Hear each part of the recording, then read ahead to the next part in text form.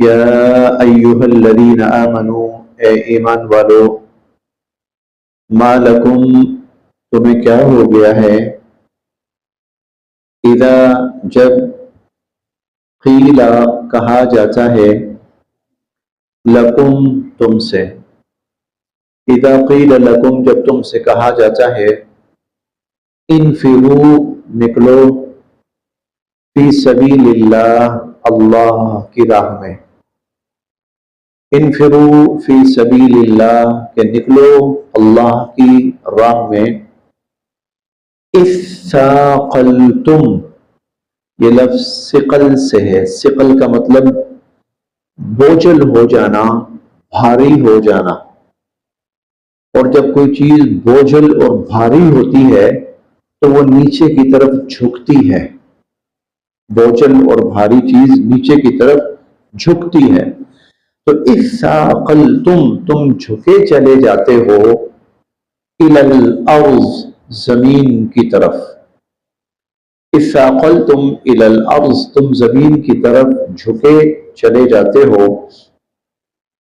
ارضیتم، کیا تم راضی ہو گئے ہو اور مطمئن ہو گئے ہو، بالحیات الدنیا، دنیا کی زندگی پر، من الآخرہ، آخرت کے مقابلے میں، ارضیتم بالحیات الدنیا من الآخرہ، کیا تم آخرت کے مقابلے میں دنیا کی زندگی پر مطمئن ہو گئے ہو، راضی ہو گئے ہو، فما، بس نہیں ہے، متاع، سازو سامان، الحیات الدنیا، دنیا کی زندگی کا، فما متاع الحیات الدنیا، پس نہیں ہے دنیا کی زندگی کا ساز و سامان، فی الآخرۃ، آخرت کے مقابلے میں، الا قلیل، مگر بہت تھوڑا۔ یہاں سے اب تفصیلاً اور باقاعدہ غزوہ تبوک کا تذکرہ شروع ہو رہا ہے۔ غزوہ تبوک یہ رومی فوج کے خلاف تھا، رومی سلطنت کے خلاف غزوہ تبوک، اور یہ عرب سے باہر پہلا باقاعدہ آپ کہہ لیں کہ باہر کی کسی فوج کے ساتھ اور منظم اور باقاعدہ فوج کے ساتھ مسلمانوں کا ایک مقابلہ تھا۔ اس کی ابتدا جو ہے وہ فتح مکہ سے بھی پہلے ہو گئی تھی، اور وہ اس طرح کہ نبی کریم صلی اللہ علیہ وسلم نے جب صلح حدیبیہ ہوئی تو آپ نے مختلف ممالک اور مختلف حکمرانوں کو اسلام قبول کرنے کے لیے خطوط لکھے، دعوت دی، سب کو اسلام کی دعوت دی۔ اس وقت جو رائج وہ اخلاقیات تھیں یا معروف جو طریقہ تھا وہ یہ تھا کہ جو بھی کسی کا پیغام لے کے آتا تھا نا، اسے کچھ نہیں کہا جاتا تھا، اسے کچھ نہیں کہا، کیونکہ اس کا کوئی قصور نہیں ہے، وہ تو صرف ایک کسی کا میسج لے کر، کسی کی دعوت، کسی کا پیغام یا کسی کی امانت لے کر آیا ہے۔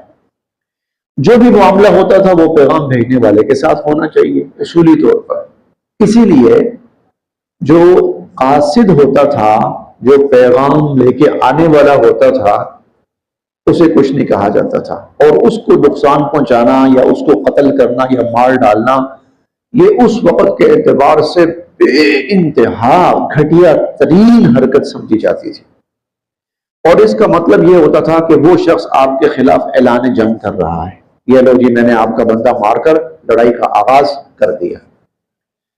حضور صلی اللہ علیہ وسلم نے جو خطوط روانہ فرمائے ان میں سے شام کا جو حکمران تھا اس کا نام تھا، بلکہ گورنر کہہ لیجیے، حکمران تو نہیں، وہ اس کا نام تھا شرحبیل بن عمرو، اس کا نام تھا، اور یہ اس وقت شام جو تھا وہ روم کے انڈر تھا، روم کے ماتحت تھا، روم کا ایک علاقہ تھا۔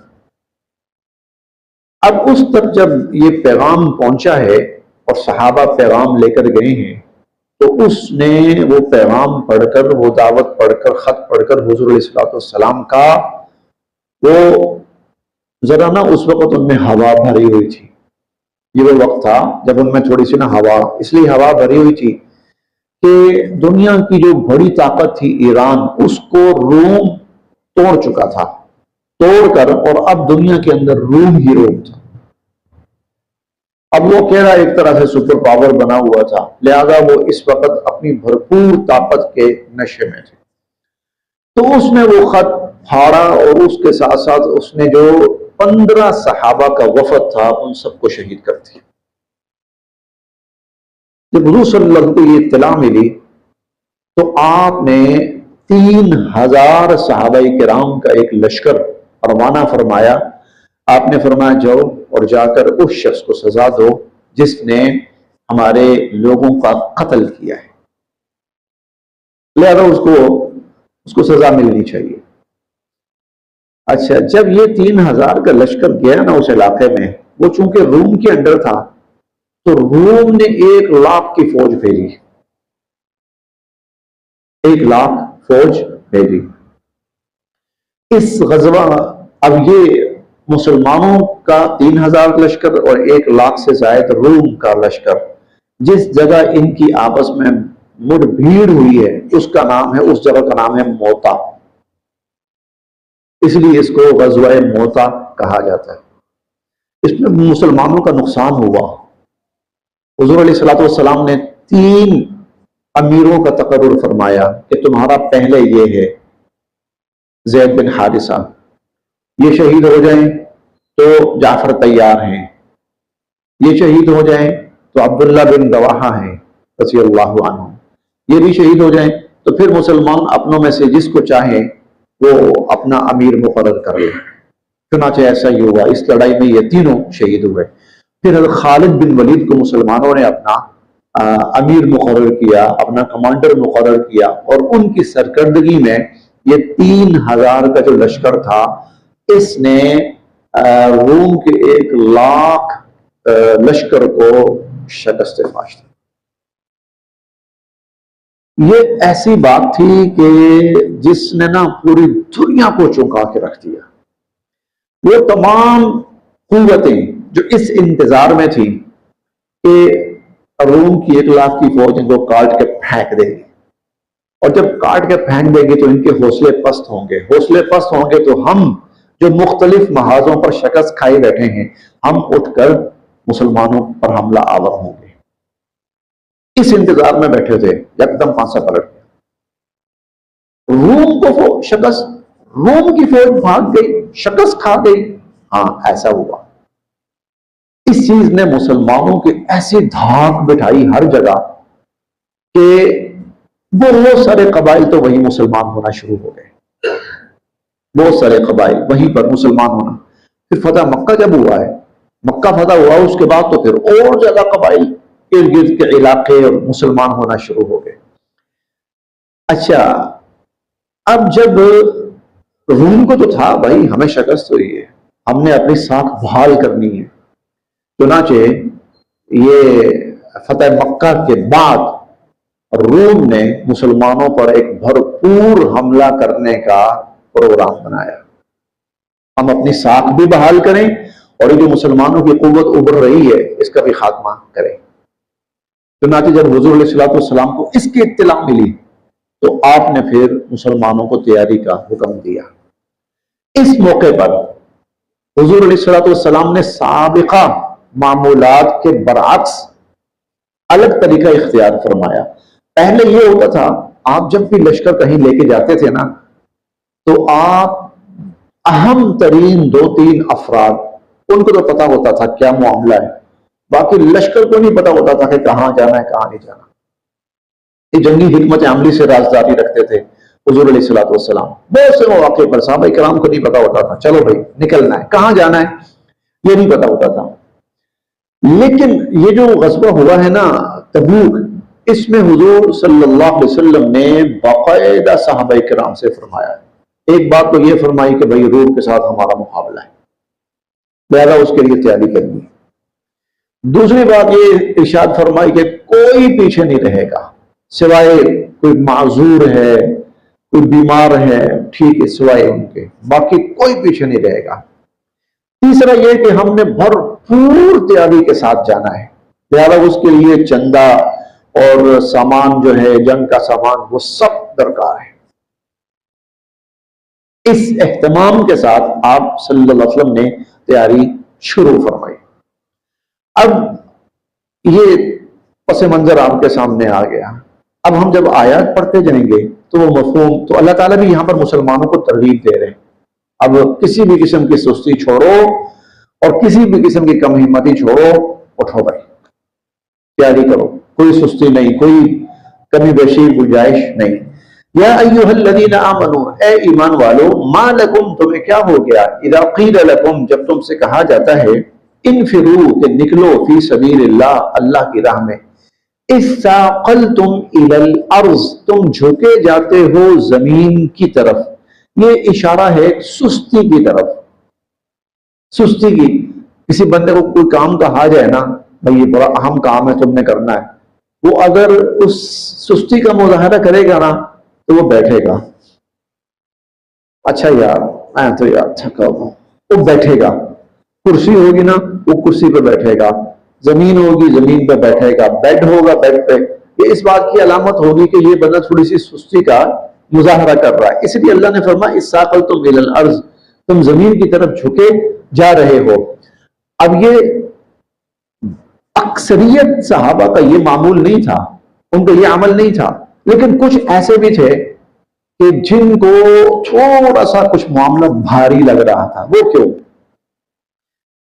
جو ہوتا ہے نا جو وہ گراؤنڈ ریالٹیز ہوتی ہیں، ان کا بڑا کردار ہوتا ہے۔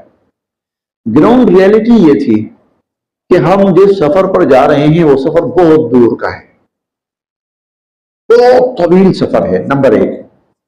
نمبر دو، جو علاقہ ہے نا وہ بے انتہا دشوار گزار پتھریلا علاقہ ہے۔ نمبر تین، موسم شدید ترین گرمی کا ہے، صحراؤں کی گرمی پھر۔ نمبر چار، مسلمان زیادہ تر زراعت پیشہ تھے، اور زراعت میں سب سے جو چیز مسلمانوں کے ہاں ہوتی تھی وہ کھجور ہوتی تھی۔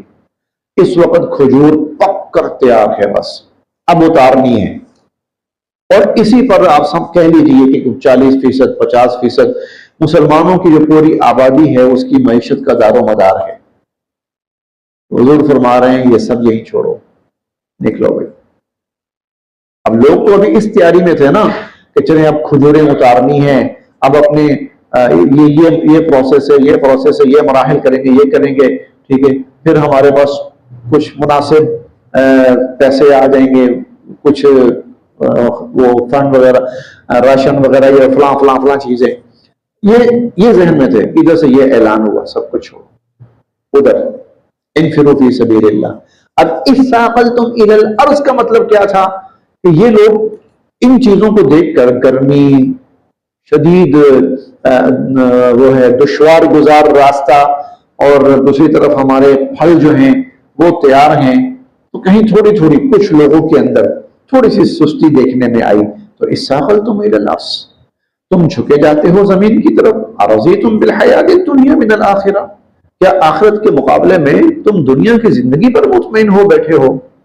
فما متاع الحیات الدنیا، نہیں ہے دنیا کی زندگی، فی الآخرۃ، آخرت کے مقابلے میں، الا قلیل، مگر بہت تھوڑی۔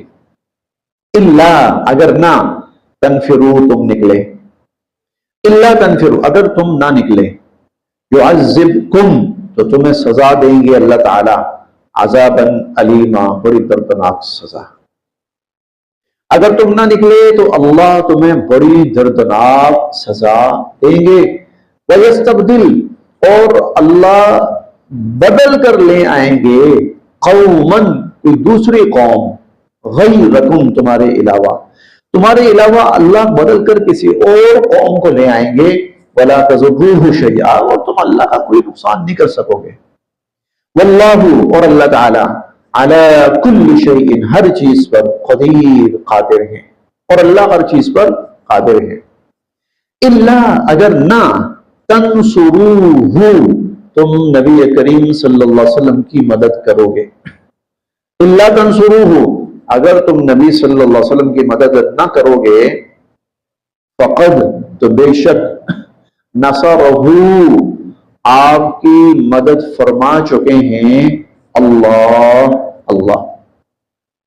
الا تنصروا اگر تم حضور علیہ الصلوۃ والسلام کی مدد نہیں کرو گے نا تو فکر نہ کرو، فقد نصرہ اللہ اللہ حضور کی مدد کر چکے ہیں. اذ جب اخرجہ جب حضور علیہ الصلوۃ والسلام کو نکال دیا تھا الذین کفروا کافروں نے. یہ جب حضور نے ہجرت فرمائی، ہجرت کی رات جب کفار نے آپ کی قتل کا ارادہ کر لیا، آپ کے قتل کی سازش تیار کی، تو آپ مکہ سے نکلے اور پہلے غار ثور میں آئے، 3 دن غار ثور میں قیام فرمایا، پھر یہاں سے آپ مدینہ منورہ تشریف لے گئے. اب اللہ وہ واقعہ سنا رہے ہیں. الا تنصروا اگر تم حضور علیہ الصلوۃ والسلام کی مدد نہیں کرو گے نا، نہ کرو. فقد نصرہ اللہ اللہ تعالیٰ حضور علیہ الصلوۃ والسلام کی مدد فرما چکے ہیں. اذ اخرجہ الذین جب حضور کو نکال دیا تھا الذین کفروا کافروں نے. ثانی اثنین ثانی اثنین ثانی دوسرا، اثنین دو، ثانی اثنین دو میں سے دوسرا، ثانی اثنین دو میں سے دوسرا. یہ ایک عجیب جملہ ہے جو اللہ رب العزت نے ارشاد فرمایا ہے. یہ جملہ وہاں بولا جاتا ہے جہاں 2 افراد لازم و ملزوم ہوں. ان میں سے ہر ایک پہلا بھی ہے اور ان میں سے ہر ایک دوسرا بھی ہے. یہ کون تھے 2 لازم و ملزوم؟ ایک رسول اللہ صلی اللہ علیہ وسلم اور دوسرے حضرت ابو بکر صدیق رضی اللہ تعالی. ثانی اثنین وہ 2 میں سے دوسرا. اسی پر علامہ اقبال نے ایک جملہ کہا تھا، وہ اس جملے کی بہترین تشریح ہے. وہ کہتے ہیں کہ حضور صلی اللہ علیہ وسلم سے حضور صلی اللہ علیہ وسلم کے ساتھ ہر موقع پر کھڑی ہوئی جو دوسری شخصیت آپ کو نظر آئے گی وہ سیدنا ابو بکر صدیق ہے. بہترین تشریح اس جملے کی ہے کہ حضور علیہ الصلوۃ والسلام کے ساتھ ہر موقع میں، ہر مشکل میں، ہر گھڑی میں کھڑی ہوئی جو دوسری شخصیت آپ کو نظر آئے گی وہ ابو بکر صدیق ہے. ثانی اثنین تو 2 میں سے دوسرا. اذ جب ہما وہ دونوں فی الغار غار میں تھے، غار ثور جب وہ دونوں غار میں تھے. اذ یقول جب فرمانے لگے نبی علیہ الصلوۃ والسلام لصاحبہ اپنے صحابی سے. جب حضور علیہ الصلوۃ والسلام اپنے صحابی سے، اپنے ساتھی سے فرمانے لگے لا تحزن نہ گھبراؤ، ان اللہ بے شک اللہ تعالی معنا ہمارے ساتھ ہیں. نہ گھبراؤ بے شک اللہ تعالی ہمارے ساتھ ہیں. جب آپ غار ثور میں تشریف لے گئے نا، پیچھے سے کفار نے حضور علیہ الصلوۃ والسلام کو ڈھونڈنا شروع کیا. کہاں ہیں بھائی، پکڑا جائے ان کو، ادھر جاؤ ادھر جاؤ ادھر جاؤ، ڈھونڈتے ڈھونڈتے ڈھونڈتے ڈھونڈتے. وہ اسی دوران سراقہ بن مالک والا واقعہ بھی پیش آیا تھا جب اس سے گھوڑے کے پاؤں زمین میں دھنس گئے تھے. اچھا، کچھ لوگ ڈھونڈتے ڈھونڈتے غار ثور کے بالکل سامنے آ گئے. اب چونکہ حضور علیہ الصلوۃ والسلام اور حضرت ابوبکر رضی اللہ تعالی عنہ وہ تھے تھوڑا سا نیچے کی سائڈ، تھوڑا سا نیچے، اور یہ لوگ اوپر ہیں. جیسے بیسمنٹ سمجھ لینا، بیسمنٹ ہوتی ہے نا، ایسے میں پتہ کیا ہوتا ہے، اندر والوں کو باہر والوں کی ٹانگیں اور پاؤں نظر آتے ہیں. اچھا، یہ جب وہاں پہنچے ہیں نا تو حضرت ابوبکر پریشان ہو گئے. اب بچنا مشکل ہو گیا، اب بچنا بالکل ہمارے سر پہ آ گئے. تو کہنے لگے اللہ کے نبی سے اب کیا ہوگا؟ تو حضور علیہ الصلوۃ والسلام نے فرمایا ان 2 کے بارے میں تمہارا کیا خیال ہے جن کا تیسرا اللہ ہو؟ ان 2 کے بارے میں تمہارا کیا خیال ہے جن کا تیسرا اللہ ہو؟ ما ظنک باثنین اللہ ثالثہما. یہ تسلی تھی، یعنی ہم 2 اکیلے نہیں ہیں، اللہ کی مدد ہمارے ساتھ ہے. اللہ وہی بات فرما رہے ہیں، اذ یقول لصاحبہ، جب حضور علیہ الصلوۃ والسلام اپنے ساتھی سے کہنے لگے لا تحزن، نہ گھبراؤ، ان اللہ معنا، اللہ ہمارے ساتھ ہے، فانزل، تو اتاری، اللہ نے، سکینتہ، اپنی طرف سے تسکین، علیہ، اس ایک شخص پر، یہ میں ایک شخص ترجمہ کر رہا ہوں کیونکہ یہاں علیہما نہیں ہے، ان دونوں پر نہیں، پیچھے ہے اذ ہما، جب وہ دونوں غار میں تھے، پیچھے ہے وہ دونوں غار میں تھے، یہاں پر اللہ نے یہ نہیں کہا ان دونوں پر تسکین اتاری، بلکہ علیہ، واحد کی ضمیر ہے، اس ایک پر اللہ نے تسکین اتاری۔ اب وہ ایک کون ہے؟ ایک کون ہے جس پر اللہ نے تسکین اتاری؟ وہ ایک ابو بکر صدیق ہیں۔ کیوں؟ اس لیے کہ پریشان ہو رہے، پریشان وہ ہیں، اللہ نے ان کے اوپر سکونت نازل فرمائی، تسکین، تاکہ ان کی پریشانی دور ہو جائے، ان کا غم دور ہو جائے۔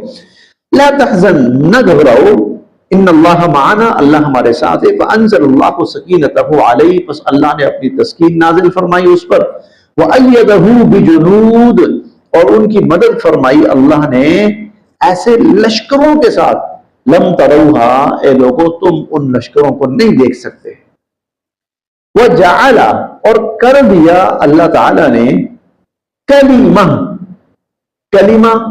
لفظی معنی تو ہوتا ہے جملہ، بات، کلمہ، کلام، مراد پروگرام، پلاننگ، منصوبہ۔ وجعل کلمۃ الذین، اور کر دیا اللہ نے ان لوگوں کا پروگرام، کفروا، جو کافر تھے، السفلی، ناکام، اللہ نے کافروں کے پروگرام کو ناکام کر دیا۔ وکلمۃ اللہ، اور اللہ کا کلمہ، اللہ کا پروگرام، اللہ کا منصوبہ، ہی العلیا، وہی کامیاب ہوا، اللہ کا پروگرام ہی کامیاب ہوا۔ واللہ عزیز حکیم، اور اللہ تعالیٰ غالب ہے، حکمت والے ہیں۔ انفروا، نکلو، خفافا وثقالا، خفاف خفیف سے ہے، خفیف ہلکا پھلکا، اور ثقال ثقیل سے ہے، ثقیل کا مطلب بھاری بوجھل، نکلو چاہے تم بھاری ہو چاہے تم ہلکے ہو، بھاری ہو یا ہلکے ہو، اس کے مختلف معنی ہو سکتے ہیں۔ بھاری ہونا یعنی سواری بھی تمہارے پاس ہے، تم بھی ہو، اور ہلکا ہونا تم اکیلے ہو، کوئی سواری نہیں ہے۔ اور خفافا و ثقالا کا معنی یہ بھی ہو سکتا ہے عمر رسیدہ ہو یا نوجوان ہو، یہ بھی ہو سکتا ہے تمہارے پاس کوئی سامان اور اسباب ہے تب بھی، سامان اور اسباب نہیں ہے تب بھی۔ اچھا ایک اور مطلب بھی ہو سکتا ہے، وہ یہ بعض لوگ ایسے ہوتے ہیں چھڑے چھانٹ، اکیلے، جب چاہا جدھر نکل پڑے، ہلکا پھلکا۔ بعض ایسے ہوتے ہیں جن کے پیچھے پورے فیملی بیک گراؤنڈ، بچے بچیاں، ماں باپ، بہن بھائی وغیرہ، سب کاروبار وغیرہ، اس بندے کی بڑی ذمہ داریاں ہیں، اس کے اوپر بوجھ ہے، تو اللہ فرماتے ہیں تم ہلکے ہو یا بوجھل ہو، نکلو۔ وجاہدوا، اور جہاد کرو، باموالکم، اپنے مالوں کے ساتھ، وانفسکم، اپنی جانوں کے ساتھ، فی سبیل اللہ، اللہ کی راہ میں، ذالکم خیر لکم، یہی تمہارے حق میں بہتر ہے، ان کنتم تعلمون، اگر تم اس کو جانو، اگر تم جانو تو یہی تمہارے حق میں بہتر ہے۔ بس یہاں تک ہے۔ اب آگے ایک طبقہ ہے، اس کا تذکرہ الگ سے شروع ہو رہا ہے، اس لیے وہ ہم کل سے پڑھیں گے انشاءاللہ۔